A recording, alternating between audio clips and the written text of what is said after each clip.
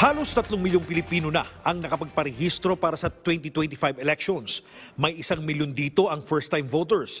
Umaasa ang COMELEC na may magpaparehistro pa sa 5 buwang natitira para sa voters registration. Ipinagbawal na ng COMELEC ang pagpapalit ng mga kandidato pagkatapos ng opisyal na pagsumite ng kandidatura.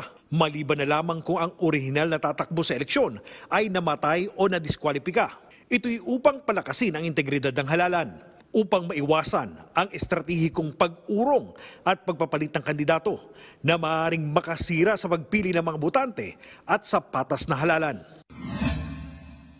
Inaasahan ng Pag-asa ang pagsisimula ng La Niña phenomenon sa may buwan ng Hulyo, Agosto at Setyembre. Magsisimula naman ang mga pag-ulan mula sa katapusan ng Mayo hanggang June 15. Ipinag-utos naman ni Defense Secretary Gilbert Chodoro Jr., chairperson ng Presidential Task Force on El Niño Response, sa lahat ng mga departamento na maghanda para sa La Niña.